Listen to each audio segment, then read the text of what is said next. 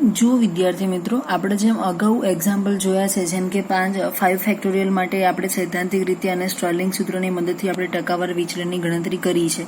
તો એ રીતે અહીંયા તમે તમારી રીતે 1 ફેક્ટોરિયલથી લઈ અને 15 ફેક્ટોરિયલ સુધીની કેલ્ક્યુલેશન તમે તમારી રીતે 4 કરી શકો છો.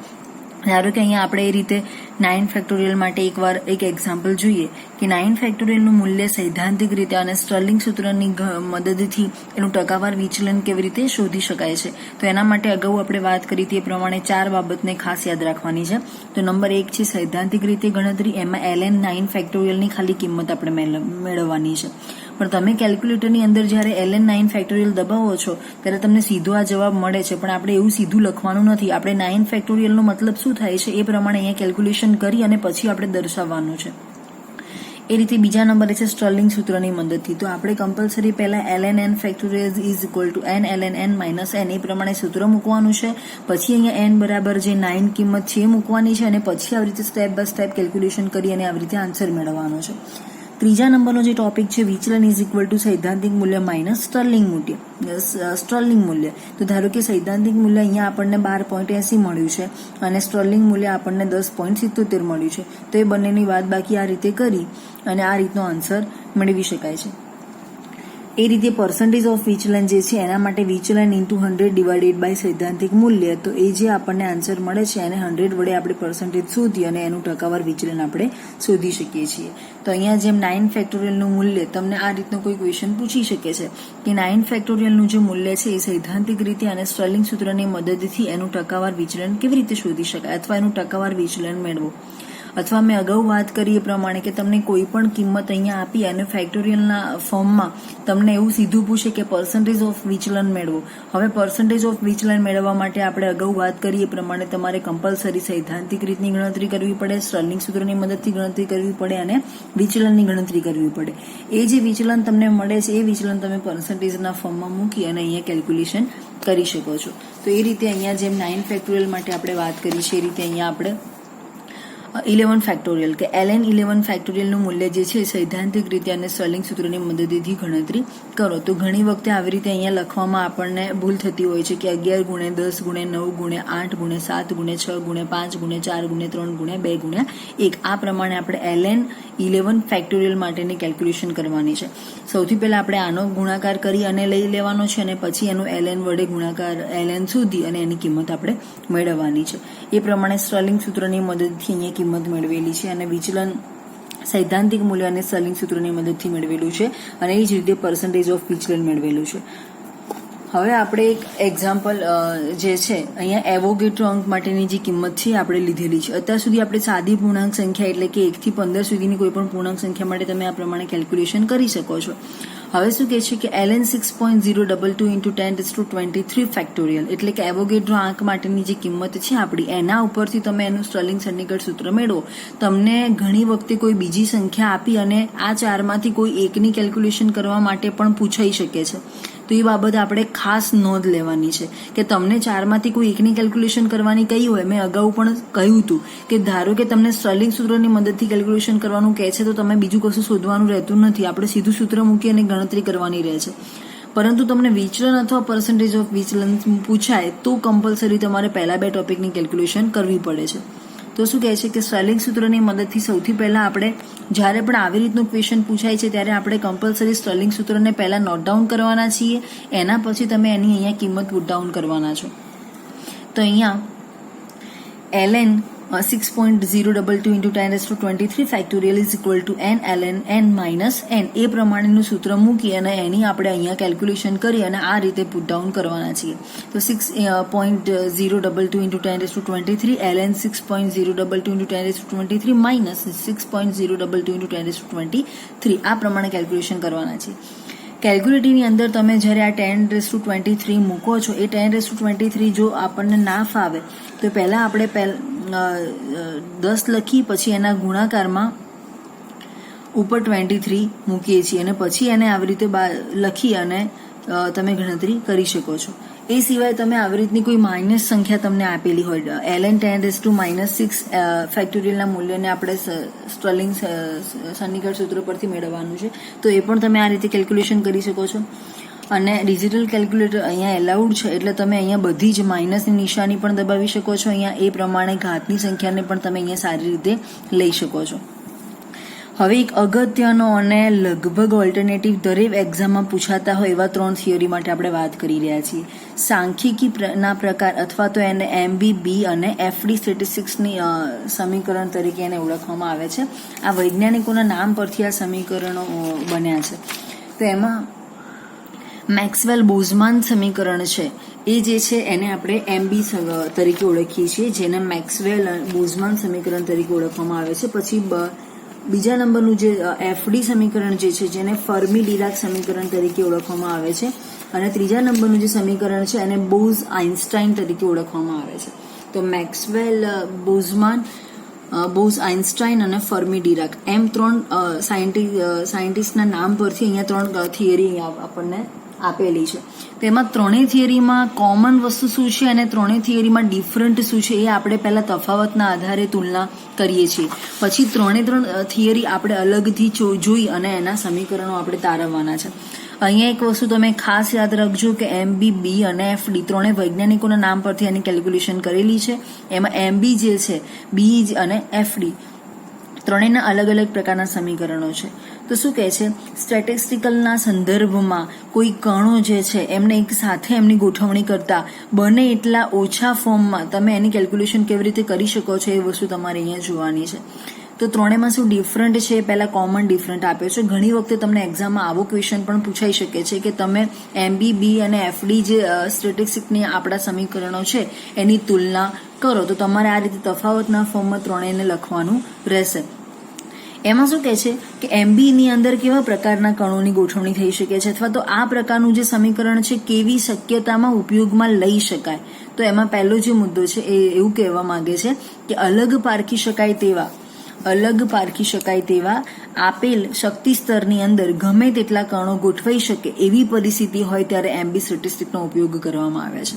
ફરી એકવાર જોઈએ, અલગ પારખી શકાય તેવા આપેલ શક્તિ સ્તરમાં ગમે તેટલા કણો ગોઠવાઈ શકે તેવી પરિસ્થિતિ માટે MB સ્ટેટિસ્ટિક્સનો ઉપયોગ કરી શકાય છે. એ સિવાય અલગ ન પારખી શકાય તેવા આપેલ શક્તિ સ્તરમાં ગમે તેટલા કણ ગોઠવાઈ શકે તેવી પરિસ્થિતિ છે. બંને કરતાં તદ્દન જુદી શક્યતા છે અલગ ન પારખી શકાય તેવા પરંતુ એક જ સ્તરમાં કણો ગોઠવાઈ શકે એવી પરિસ્થિતિને ફર્મી ડિરાક સ્ટેટિસ્ટિકલ તરીકે ઓળખવામાં આવે છે. તો FD સ્ટેટિસ્ટિક્સ જે છે એ દરમિયાન ઉપયોગી નીવડી શકે છે. ત્રણેયમાં નોર્મલ ડિફરન્ટ છે.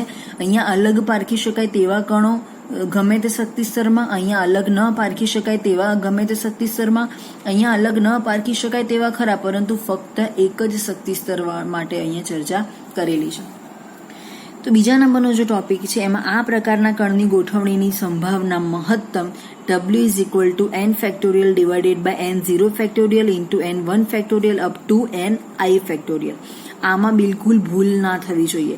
W is equal to n factorial અહીંયા કમ્પલસરી કેપિટલ N લખવાનો છે અને નીચે કમ્પલસરી સ્મોલ n લખવાનો છે. તો n0 factorial into n1 factorial into up to ni factorial. ટૂંકમાં અહીંયા તમે કોઈ પણ પૂર્ણાંક સંખ્યાને મૂકી શકો છો.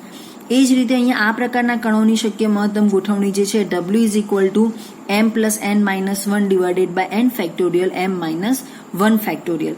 અહીંયા તમે આ જે સમીકરણ જે છે એનું તમે જ્યારે સાદુરૂપ આપો છો ત્યારે એને ફેક્ટોરિયલના ફોર્મમાં લેવાનું છે, ડિવાઇડેડ બાય n ફેક્ટોરિયલના ફોર્મમાં લેવાનું છે અને divided by m minus 1 factorial લેવાના છે.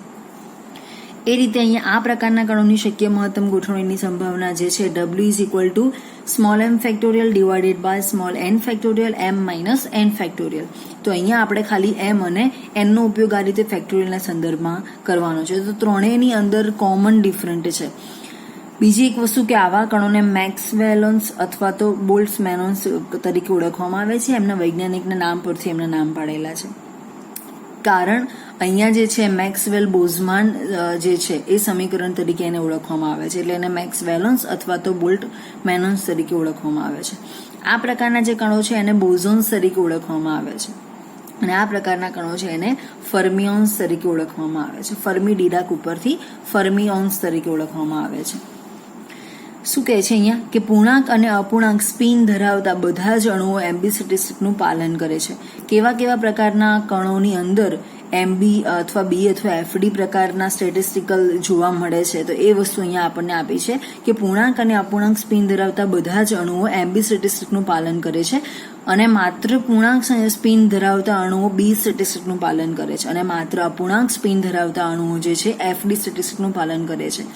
તો આપણી જે કોમન સંખ્યા છે, સ્ટેટિસ્ટિકલનો મતલબ જ સાંખ્યિક થાય છે, એટલે આપણે અહીંયા સંપૂર્ણપણે સંખ્યાઓને આધારે બધી જ થિયરીનો બેઝ જોવાનો છે. તો અહીંયા પૂર્ણાંક અને અપૂર્ણાંક સંખ્યા માટે છે, અહીંયા માત્ર પૂર્ણાંક સંખ્યા માટે છે અને અહીંયા માત્ર અપૂર્ણાંક સંખ્યા માટે છે. ખાસ યાદ રાખજો, એમબી ની અંદર પૂર્ણાંક અને અપૂર્ણાંક, એ રીતે બી ની અંદર માત્ર પૂર્ણાંક અને એફડી ની અંદર માત્ર અપૂર્ણાંક સંખ્યા માટે વાત કરીએ છીએ. એ રીતે બીજો એક ટોપિક છે સમમિતીય અને અસમમિતીય તરંગ વિધેય દર્શાવે છે. એમબી સ્ટેટિસ્ટિકલ જે છે એ સમમિતીય અને અસમમિતીય તરંગ વિધેય દર્શાવે છે અને બી સ્ટેટિસ્ટિકલ જે છે એ સમમિતીય તરંગ વિધેય દર્શાવે છે. ધારો કે કેવા પ્રકારના અણુઓ સમમિતીય તરંગ વિધેય દર્શાવે છે. સિમેટ્રીની અંદર તમે શીખ્યા હશો તો H2, N2, O2 વગેરે જે છે સમમિતીય એટલે કે સિમેટ્રિકલ છે. આ અણુઓ H2, N2 અને O2 જે છે સિમેટ્રિકલ છે. અને અસમમિતીય તરંગ વિધેય દર્શાવે છે જે HCl છે, HBr છે, એ એવા ઉદાહરણ છે. તો સમમિતીય અને અસમમિતીય તરંગ વિધેય દર્શાવે છે એટલે બંને કોમન છે, જેની અંદર તમે આ બંને એક્ઝામ્પલ એક સાથે લખી શકો છો. અહીંયા તમે H2 અને HCl એડ કરી શકો છો. અહીંયા આપણે H2, N2 અને O2 જોઈએ છીએ. અહીંયા એ રીતે અસમમિતીય તરંગ વિધેયો જે તમને આપેલા છે એમાં હાઇડ્રોક્લોરિક એસિડ આપેલો છે અને હાઇડ્રોજન બ્રોમાઇડ આપેલા છે. તો આ બંનેના કોમન એક્ઝામ્પલ જે છે અહીંયા એમબીમાં આવશે. તો એમબી સ્ટેટિસ્ટિકલ જે છે સમમિતીય અસમમિતીય બંને દર્શાવે છે, બી જે છે ફક્ત સમમિતીય દર્શાવે છે અને એફડી જે છે એ અસમમિતીય દર્શાવે છે. એ સિવાય આપણે જે સૂત્રને તારવવાનું છે, આપણે જે સમીકરણ મેળવવા માંગીએ છીએ એ એક્ઝેક્ટલી આ પ્રકારનું છે, જેમાં એમબી જે છે એની અંદર ni is equal to GI into E minus alpha plus beta into EI. અહીંયા માઇનસ પ્લસની ભૂલ પણ ચાલે નહીં. એ પ્રમાણે ફક્ત અહીંયા ખાસ એ વસ્તુ યાદ રાખવાની છે કે ni નું મૂલ્ય જે છે આપણને કયા ફોર્મમાં મળે છે. તો ni is equal to GI into E minus alpha plus beta into EI. આ પ્રકારનું સમીકરણ આપણને મેક્સવેલ બોઝમાન સમીકરણની અંદર પ્રાપ્ત થાય છે. એ સિવાય આ જે છે આપણું બોઝ આઇન્સ્ટાઇન પ્રકારનું, જેને આપણે બી તરીકે ઓળખવાનું છે, તો એની અંદર અહીંયા ni is equal to E ના ઘાતમાં છે આખી સંખ્યા, ni is equal to GI divided by E ઘાતની અંદર alpha plus beta EI minus 1. આ પ્રકારનું કેલ્ક્યુલેશન આપણે અહીંયા કરવાનું છે. તો ખાસ યાદ રાખવાનું છે કે બીજા નંબરનું જે બી જે છે એને આપણે બોઝ આઇન્સ્ટાઇન તરીકે ઓળખીએ છીએ, એમાં ni નું જે ફોર્મ છે એ ni is equal to GI divided by E raise to E ને ઘાતમાં આપણે alpha plus beta EI minus 1 તરીકે લખવાના છે.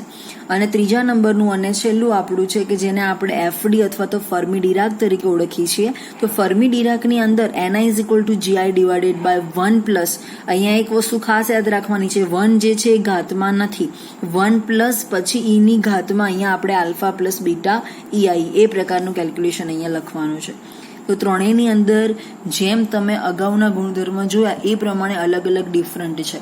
તો મોસ્ટ આઈએમપી ક્વેશ્ચન છે, ઓલ્ટરનેટિવ એક્ઝામમાં પણ ઘણી વખતે પૂછાયેલો છે કે એમબી, બી અને એફડી જેવા સાંખ્યિક સ્ટેટિસ્ટિકલની અંદર અથવા તો જેવી સાંખ્યિક થિયરીની અંદર એમના તફાવતને આપી અને ત્રણેયની થિયરીને આપણે બેઝિક રીતે કેવી રીતે સમજાઈ શકીએ, તો આ પ્રકારે પ્રશ્ન અહીંયા પૂછાઈ શકે છે કે સાંખ્યિકીના પ્રકાર દર્શાવો અથવા તો એમબી, બી અને એફડી સ્ટેટિસ્ટિકલની તુલના કરો. તો ઘણી વખતે આ પ્રકારના પ્રશ્ન પૂછાતા હોય છે, તો તમે એને આ રીતે તફાવતના સ્વરૂપમાં લખી શકો છો. ઘણી વખતે એવું બને કે ફક્ત તમને મેક્સવેલ બોઝમાન અથવા તો બોઝ આઇન્સ્ટાઇન અથવા તો ફર્મી ડિરાક ત્રણેયમાંથી કોઈ પણ બે માટેની થિયરી પૂછે તો એવી રીતે પણ આપણે એને સરખાવી શકીએ છીએ, અને ત્રણેય સાથે પૂછે છે તો આપણે આ રીતે એને ત્રણેયના ફોર્મમાં લખી શકીએ છીએ.